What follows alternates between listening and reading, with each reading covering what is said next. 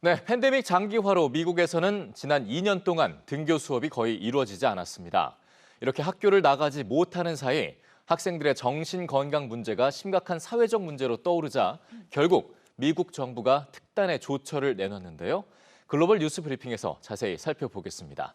자, 길금희 기자, 안녕하세요. 안녕하세요. 네, 이 정신 건강 문제 처음 저희가 짚어보는 문제가 아닙니다. 이번에는 좀 나아지는 겁니까?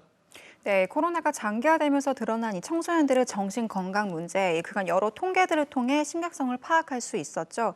이 미국에서는 실제 2년간 이 청소년 자해 사례가 급증하는가 하면 이 응급실을 방문하는 학생도 잇따랐는데요.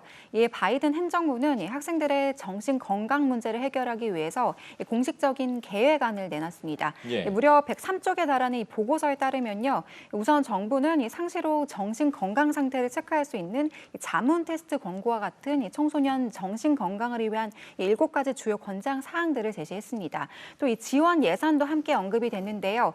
정부는 이 팬데믹 기간 이 학교 지원을 위해 마련한 1,900억 달러의 보조금 중 일부를 이 정신 건강 지원을 위해서 앞으로 집중적으로 쓸 것을 약속했습니다. 네, 어떤 변화를 불러올지 기대가 됩니다.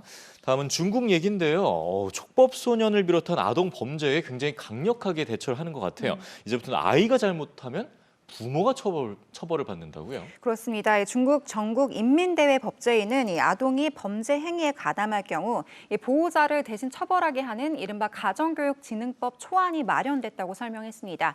이 법제위 대변인과의 언론 인터뷰에서 이 청소년들이 잘못된 행동을 하는 데는 여러 이유가 있겠지만 이 대부분 가정교육이 부족하거나 이 부적절한 것이 주요 원인이다라고 입법 취지를 밝혔는데요. 예. 이 중국 정부는 관련해서 이 청소년 관련 정책들을 더 추가로 내놨습니다.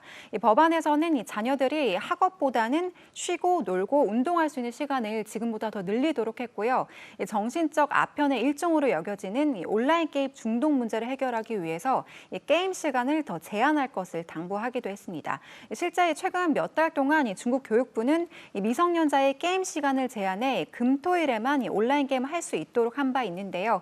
특히 게임이나 이 인플루언서 추종에 관한 부분을 엄히 단속할 뜻을 밝히기도 했습니다. 네, 가정교육의 중요성 충분히 인정합니다만 부작용도 좀 있을 것 같아요.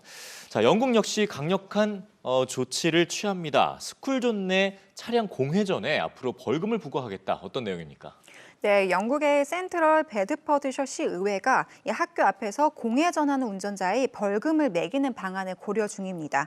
이 공회전은 환경 오염의 주범으로 알려지고 있죠. 우리나라에서도 이 학교와 공원 등에서 이미 제한이 되고 있는데요. 하지만 국내도 그렇고 영국도 이 학교 앞에만 해당이 되고 경찰관의 계도에 따르지 않을 경우에만 이 벌금이 부과되다 보니까 이 실효성에 대한 문제가 꾸준하게 제기되고 있습니다. 이 영국이 법안을 어떻게 최종적으로 정착시킬지 지켜봐야겠습니다. 네.